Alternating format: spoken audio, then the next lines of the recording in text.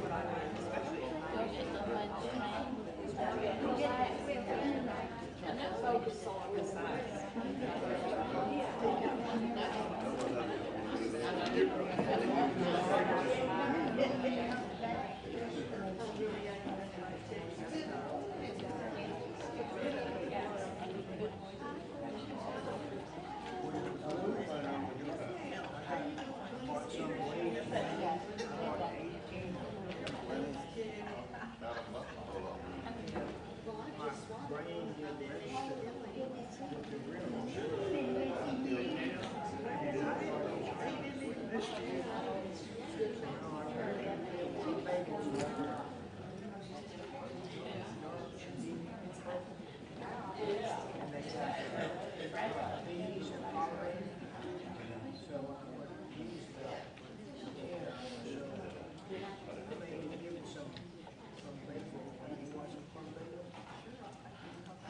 You can be turning your Bibles to Daniel chapter 8. Daniel chapter 8.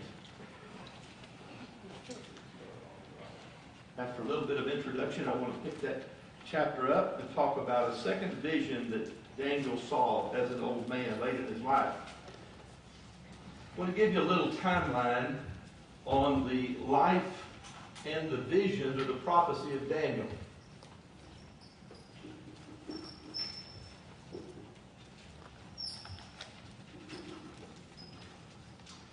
So Daniel was about 10 years of age when he was carried to Babylon, and that would have been in 605 or 606, 600 years before Jesus Christ. You find out that in this book that in the first year of King Nebuchadnezzar, well, King Nebuchadnezzar became king in 605, and he was king to 552. So we're just putting Nebuchadnezzar up here. So he met Daniel, and Daniel was given this ability to see visions and dreams and understand it when he was a little boy. Now what's important is by the 7th or 8th chapter, you're going to see in a minute, Daniel's around 80 years old. And now God is coming to him personally. Not that he's interpreting somebody else's dream, but God is sending dreams to him, telling him what's going to happen almost up until the time that Jesus Christ is on this earth.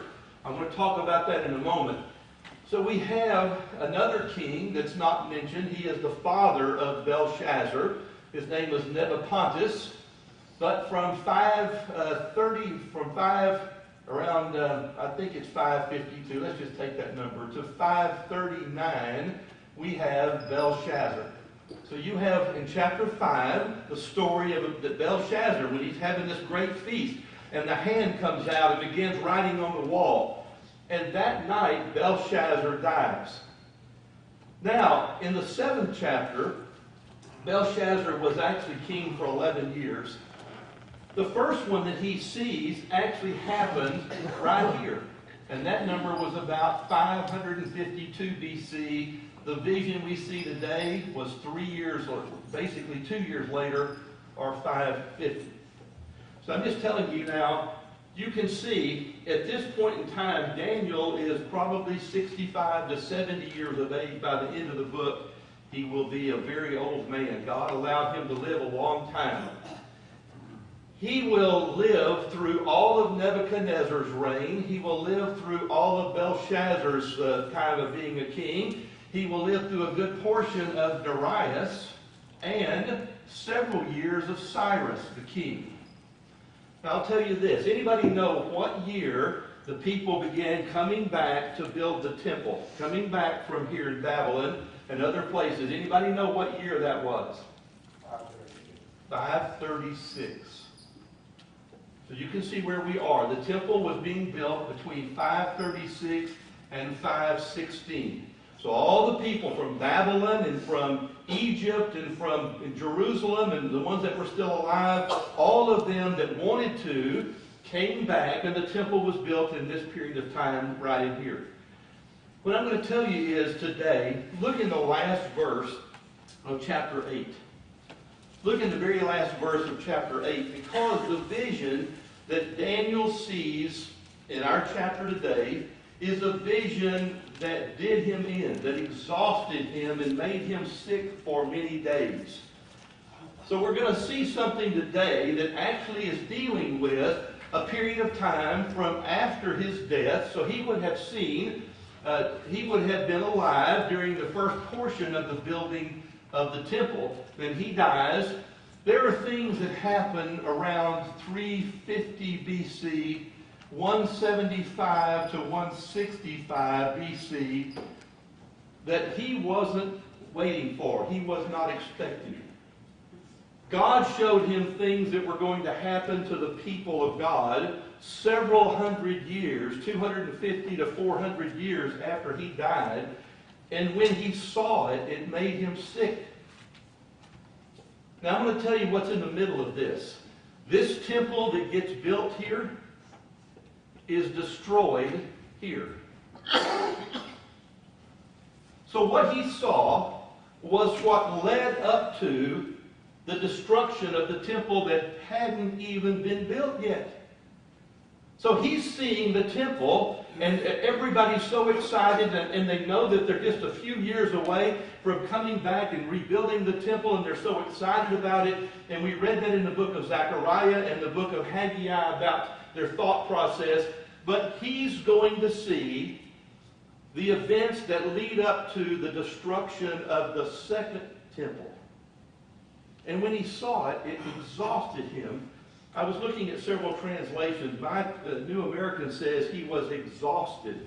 There were several translations that used the phrase, he was done in, as he saw what was going to happen to the people of God and to the temple that had not yet even been built.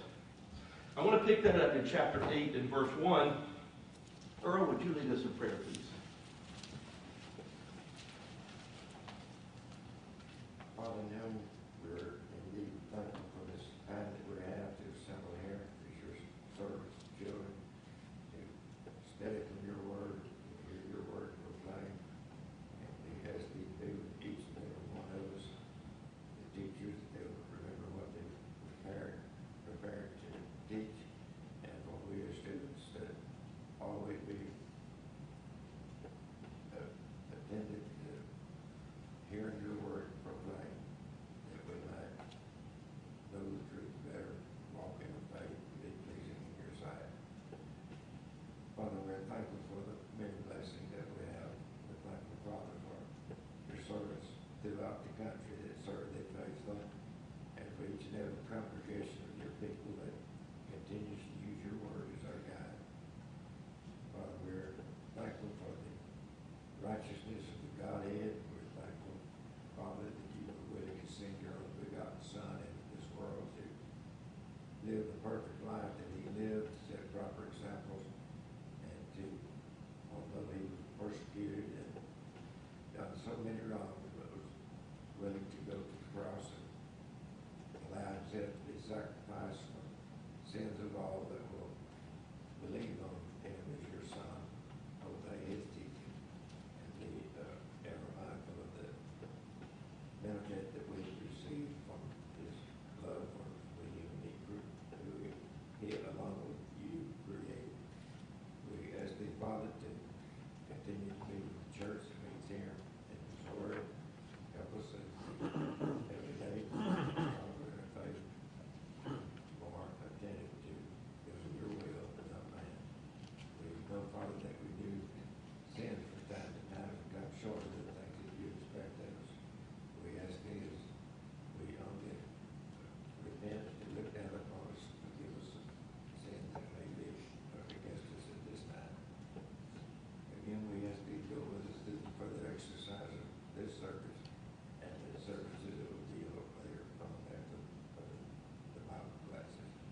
Forgive us and guide us in Jesus' name we pray. Amen. Daniel chapter 8 and verse 1. A little bit of housekeeping before we get into this. Hold your place here and go back to the book of Numbers. This is the first time in history that I see this information. Numbers chapter 12. I want to talk about the difference between visions and dreams. Because both of them occur in the book of Daniel. In fact, both of them occur to Daniel. In Numbers chapter 12, this is a time, as I mentioned a few weeks ago, when Moses' older brother Aaron, and specifically his older sister Miriam, felt like they were left out. They were not getting the love that they should from God, and they wanted God to treat them like they treat Moses. Here's God's response, but I want to use one verse of this. In verse 5, Numbers 12 and 5, the Lord came down in a pillar of cloud and stood in the doorway of the tent, and he called Aaron and Miriam. When they both came forward, he said, "Hear my words. If there were a prophet among you, I, the Lord, would make myself known to him." How? In a vision. In a vision. I would speak with him in dreams. Now the point he's making, you can see in the next verse, was Moses was not like that. God spoke to him face to face. Now come back to the book of Daniel. And I want to show you in chapter 7 for just a moment. In chapter 7, you have a series of things happen to Daniel as an old man. Look in chapter 7 and verse 1. In the first year of Belshazzar, king of Babylon, Daniel saw, and what does it say he saw? A dream and visions. So anybody know how dreams are different than visions? It's pretty clear when you start taking a look at it. If you turn to chapter 8, there Daniel sees a vision. And what happens in visions is oftentimes people are picked up and carried like Ezekiel was up over the city. Now he didn't know. Ezekiel didn't know. The Apostle Paul in 2 Corinthians 12 did not know if God actually grabbed him and carried him off someplace, or it was something that God just took care of. Ezekiel is held in many cases over the city, and then he's able to fly around and see all of the different gates in the city. In this case, what you're going to see is Daniel is transported from Babylon to a place called Susa. So if you were to think about what we call the Middle East today and the Far East. So here you have, if this were Jerusalem right here, you have Assyria and you have Babylon. And Babylon was the capital, the city Babylon, of the Babylonian Empire. Over here you have Persia and you have Media, or Mede, where the Medes were from. This is what we would today call China and Indonesia.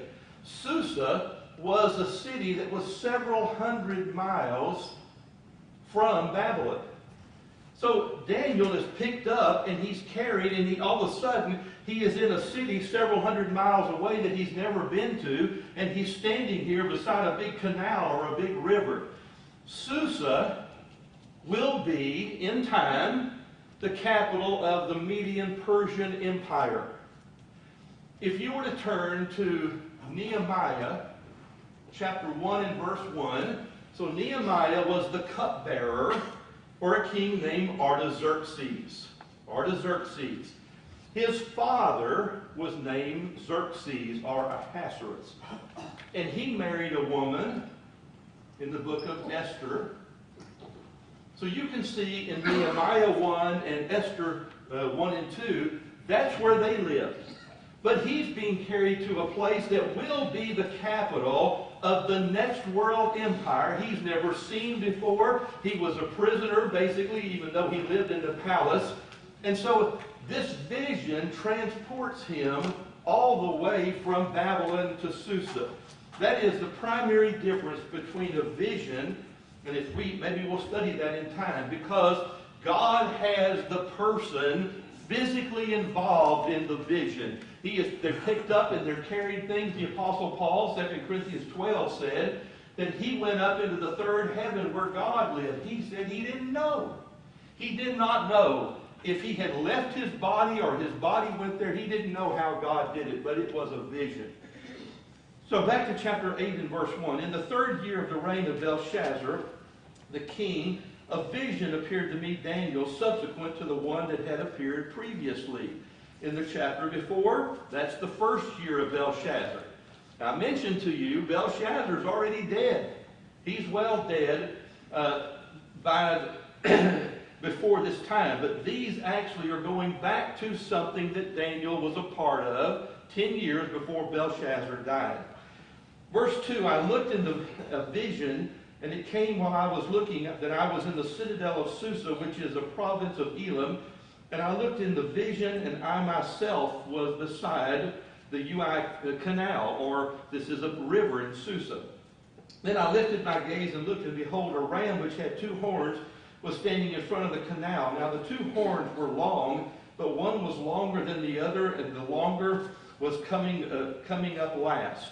Now he's going to tell you, I'm going to just quickly read this. We're going to spend our time on the interpretation that Daniel is told. In verse 4, I saw the ram budding westward and northward and southward, and no other beast could stand before him, nor was there any one to rescue from his power, but he did as he pleased, and he magnified himself. While I was observing, behold, a male goat was coming from the west over the surface of the whole earth without touching the ground. I want to talk about that phrase in a moment. And the goat had a conspicuous horn between his eyes. What do we tend to call that? An animal that has a horn coming out of the middle of their head. Unicorn. Okay? We're going to talk about all of this in just a second, so hang with me. In verse 6, it came up that the ram that had 2 horns, which I had seen standing in front of the canal, he rushed at him with his mighty well, and I saw him come beside the ram, and he was enraged at him, and he struck the ram and shattered his 2 horns, and the ram had no strength within him, so he hurled him to the ground and trampled on him, and there was none to rescue the ram's power. Then the male goat magnified himself exceedingly, but as soon as he was mighty, the horn was broken. Now we're going to talk about who that is in some detail in just a moment. And its place there came up 4 conspicuous horns toward the 4 winds of heaven. So this unicorn kills the fast goat, the speedy goat, and as soon as he kills it, the horn breaks, and there are now 4 horns. Well, what in the world does something like this mean? And in verse 9, and out of them came forth a rather small horn, which grew exceedingly toward the south, toward the east, and toward the Beulah land, or the beautiful land. That would be Jerusalem, or Judah. You can see in the text in just a moment. And it grew up to the host of heaven, and caused some of the host and some of the stars to fall to earth, and it trampled them down. And it even magnified itself to be equal with the commander of the host. Who do you think the commander of the host is? God. Have we seen a situation already in this book where somebody thought they were equal to God? They tried to make themselves equal to God. It was pretty common, actually. Very common throughout the time period of Egypt, the Babylonians, the Assyrians, for the king to say, I'm God. What was the thing that Nebuchadnezzar said? And the book tells us that while the words were still in his mouth, 2 things left him. His sovereignty and his mind both left him. What was he saying, or what was he doing in the midst of God saying, I've had enough? Look what I've done with my own power. There you go. Walking around on this massive palace, looking at this huge world that he had built for himself and by himself. And the text said, while the words were still in his mouth, God caused him to lose his mind and to lose his kingship. So this is another king, a little horn. This is the second time you see this little horn. What it means is not much power, but really loud and making a whole lot of noise. So in verse 12, and on the account of transgressions, verse 11, let me finish, to be equal with the conqueror, commander of hosts, and it removed the regular sacrifices from him, from God. And the place of his sanctuary was thrown down. And on the account of transgressions, the host, and this would be the nation of Israel, would be given over to the horn along with regular sacrifices. It will fling truth to the ground and perform it and prosper. You ever seen a nation where truth is flung to the ground as if it has no value? the truth of God and actually understanding how things work? Don't you feel like that we're in the midst of that right now? All around us, truth is being flung to the ground. And so this horn, this massive horn that kills the goat, and as soon as he does, this horn breaks and there's 4 horns come out, and then there's another little horn that's creating all this problem. And what it says is that in verse 11, the place of the sanctuary was thrown down. I want to come back to that. Also in verse 12, he will fling truth to the ground and perform its will and prosper. I want to talk about the Hellenistic period in just a moment. Then I heard the Holy One speaking, and another Holy One, that is, particular one, was speaking, how long will the vision about regular sacrifices apply, where there were no sacrifices offered in the temple? While the transgression causes horror, so that they are allowed both the holy place and the host to be trampled. And he said to me, for 2,300 evenings and mornings. Commentators are split on, is this 3 years or is it 6 years? I don't know that it makes any difference, but there was a period of time that this was going to happen, and we'll talk about that. In verse 15, it came about I, Daniel, had seen the vision. So now he's finished seeing the vision. That I sought to understand it, and behold, standing before me was the one who looked like a man. And I heard the voice of the man between the banks of the Uli, and he came out and said, Gabriel, give this man an understanding of the vision. So you can imagine, he sees this thing that he thinks is a man, and a voice from heaven says something. And what does the voice say? He calls this, what he thinks is a man, by name. And what is his name? Gabriel. Gabriel. Now, I asked a question last week. In all the Bible, Old and New Testaments, there are 2 angels that we're told their names. What are they? Gabriel and Michael. Michael is referred to multiple times, Old and New Testament, as the archangel. You can see him in Revelation 12. You can see him in the book of Jude. It says he fought with the devil over the body of Moses in the book of Jude. Now, in verse... And so he's standing here. He thinks this is a man. He's in a strange city he's never been in. And a voice from heaven calls this man Gabriel. And he says this in verse 17. So he came near where I was standing. And when he came, I was frightened and fell on my face, because he said to me, Son of man, understand the vision pertaining to the times of the end, meaning the end of this period that you've seen the vision. Do you understand what's happening? And he says in verse 18, Now while he was talking, I sank into a deep sleep with my face to the ground. I want to talk about my lesson this morning. My sermon is going to be on worship. And oftentimes in the Old Testament, worship had to do with posture or position. Like he falls to the ground thinking he needs to worship this man. So here, now he falls into a sleep while he's laying face down on the ground. In verse 18, he sank into a deep sleep with my face to the ground, but he touched me and made me stand upright.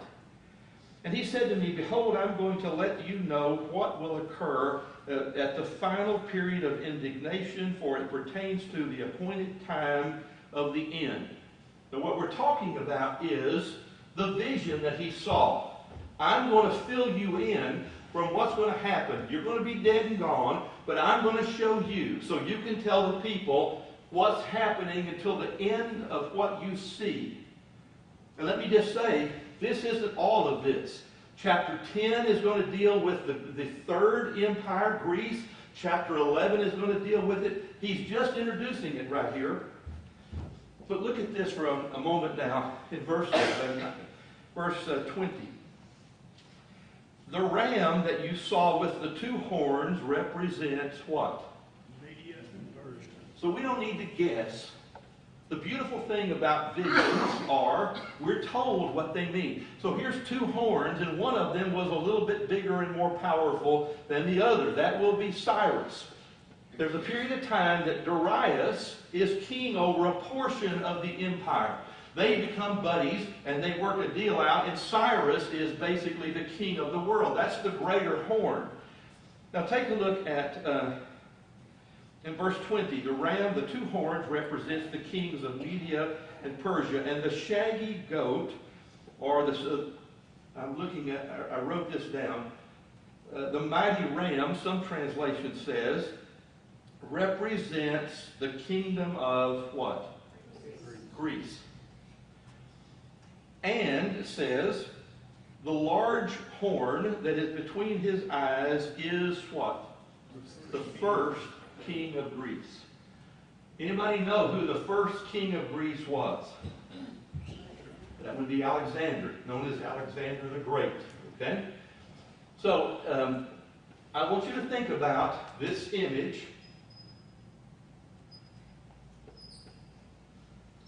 So here's the image all the way from chapter 2.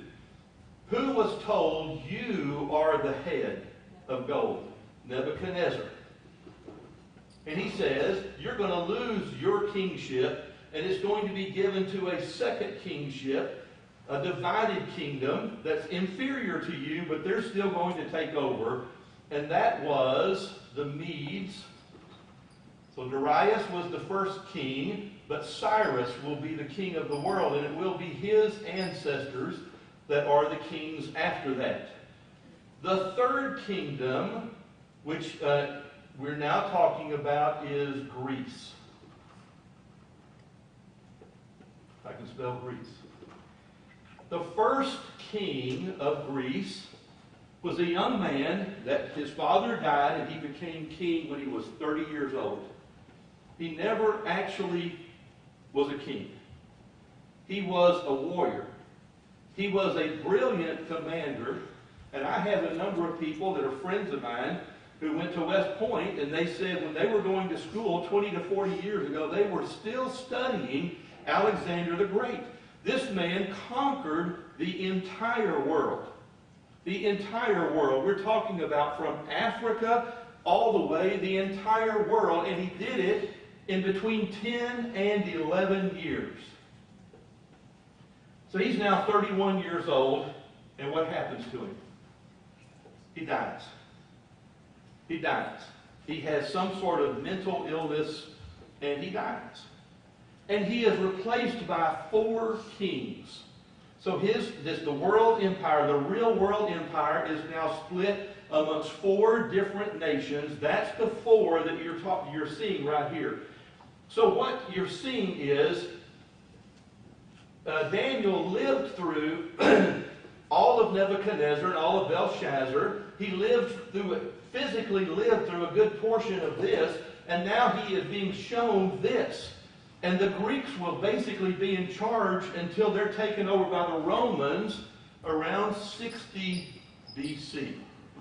So you can see many hundreds of years. There is a little horn that is going to come from the 4 kings. He lived in a time period of about 175, was the king of the world from 175 to 165. And his name was Antiochus Epiphanes. I may not have that spelled exactly right. Virtually any commentator that you want to read, if you study the book of Daniel, I have probably 12 to 15 notable commentaries. Every single one of them says the little horn that created all the grief was a man named Antiochus Epiphanes. The 2 men that are dominant in this vision that he saw was Alexander and many years later Antiochus. Now I want to show you what this man did. Anybody, let me tell you, there's many things that trouble me about having lived 65 years in this country and watched the changes. We are hell-bent on becoming a Hellenistic society, meaning there is no one culture. There is no language. All languages are good. All languages are better. And we will give preference to people that are not citizens of our country over people that are.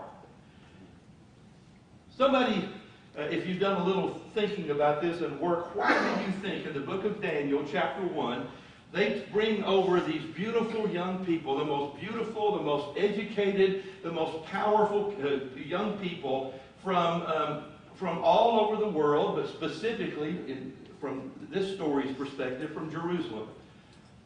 What is the first thing they do when they bring them over as children? They change their names. What else do they change? Their eating habits. Their diet, eating their habits. clothing. Say it again. Their diet, their clothing. Their clothing, Their way of life. what they read, what they study. Now, that was basically an attempt to make this a world empire. Alexander the Great took that a whole step further. And if you want to just look at the Hellenistic period, he would take large bodies of people from here and carry them over here, and take large bodies of people here and carry them over here. And what he wanted was, he wanted all of their local culture, their language, their everything completely blown to pieces. That was a problem for the people of God, who worshiped in the temple, and they only worshiped one God. That was a real problem. Now look at what happens in verse 23. Verse 22, beginning, "And the broken horn, which the four arose in its place, represented 4 kingdoms, which will arise from his nation, although not with his power." They didn't have the power of the whole world, but they had a fair amount to be certain. "In the latter period of their rule, when the transgressors had run their course, a king will arise, insolent and skilled in intrigue." What other, those of you that have other translations, what's the word used there? New American uses the word intrigue. Say it again. Sinister schemes. Sinister schemes. Jeffrey, what did you? It says, "One who understands riddles shall rise." Okay, so this king is quite a game player, and he knows how to manipulate people, basically. Verse 24, "And his power will be mighty, but not his own power. He will destroy and will with an extraordinary degree, and will prosper and perform his will, and he will destroy mighty men and the holy people, and through his shrewdness he will cause deceit to succeed by his influence." You ever known people, religious people, or military people, or presidents in our day and time, or in other countries that were shrewd, and they understood how to manipulate and twist people, and how to basically, by deceit, get what they want? The world has been crammed full of powerful men and women who were good at that. And that was part of the toolbox that they needed to get their power. So in verse 25, and through his shrewdness he will cause deceit to succeed by his influence, and he will magnify himself in his heart, and he will destroy many while they are at ease. Jeremiah 6, "Woe to you who are at ease in Zion," he said. You need to wake up and look at what's around you. So these people were at ease, not realizing that things were crumbling under them. In part of verse 25, "He will even oppose the prince of princes." Who do you think that is? That would be God. Jesus and God. Now, not that he had, based on my understanding of history, he didn't have a particular dislike for God, for the God that we worship. It was the antithesis of his plan. I want to remove from the public square all knowledge of Jehovah God, because it keeps you people separated. You want to speak a certain language. You want to see things a certain way. And it was completely against what he was trying to accomplish in the world. And so there was only one way to fix this. And what was that? To destroy him again. Yes. Aren't we doing that now in this country? We're practically erasing the Word of God from young people's mind. I work at a high school, and I can tell you, about 85 to 90% of the students that I'm around on a daily basis know absolutely nothing about God at all.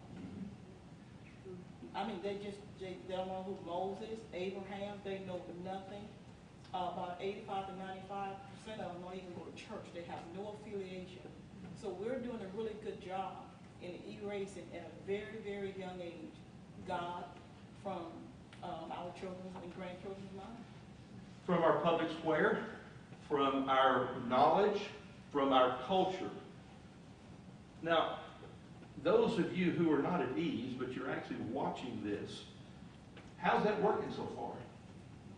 I mean, I thought it was pretty incredible 10 to 20 years ago when they were chiseling off of many state houses the 10 Commandments, or picking them up with forklifts and hauling it off someplace because it was disgusting to people in leadership to have the 10 Commandments anywhere around our governor's mansion or our state houses. You can just see it. I mean, it's everywhere, and it's happening quickly. But much like the Romans, the Roman people, the Romans, when you think about the time of the death of Christ, they weren't opposed to the Jewish people. They were just peacekeepers. When the Roman governor was in Jerusalem, and all of this fighting constantly between the Jews and the Christians, he just had one job. His job was keep the peace, settle this thing. He didn't have any religious views. And collect the taxes. And collect taxes, which are one and the same, certainly tied together. So this man was not choosing sides. He just was trying to basically make the whole world see things the same. So in verse 25, through his shrewdness, he will cause deceit to succeed by his influence, and he will magnify himself in his heart, and he will destroy many that are there at ease, and he will oppose the prince of princes, but he will be broken without human agency. He's going to die a pretty vicious death, and it had nothing to do with human beings. God took care of him when he was ready. But he will be broken without human agency. Verse 26, and the vision of the evenings and mornings, the 3 or 6 years that you see up here, which he had been told is true, but keep the vision secret. That's what Daniel was told. Don't tell anybody this vision, for it will pertain to many days in the future. Then I, Daniel, was exhausted, or done in, and sick for days. Then I got up again and carried the king's business, but it was astounded. I was astounded at the vision, and there was none to explain it. Now he knew he was explained to him who the shaggy goat was, who the mighty ram was, who the horn was. Well, what he didn't understand was, why is this happening to the people of God, and why are they doing this? In my lesson this morning, we're going to talk about the book of Malachi a little bit in a lesson on worship. By the time of Malachi, and I want you to think about it, let's do a little math. The temple is finished in 516. The book of Malachi is written, here's Malachi, around 440 BC. Somebody do the math and tell me how many years from the time the temple is completed until God is telling Malachi, I wish they would shut the doors of the temple and just go home. 76 years. Now, if you do a little bit of research, and this is what's called the Maccabean period. If you like, any of you like apocryphal literature, you have 1st and 2nd Maccabees, which are history books. They're not divinely inspired. But it will tell you about the fall of God's people from here to here. So why would you guess, based on all the stuff that we've read now in Isaiah, Ezekiel, Jeremiah, what was it that caused Solomon's temple to be completely sacked? God allowed it, but why? Idolatry.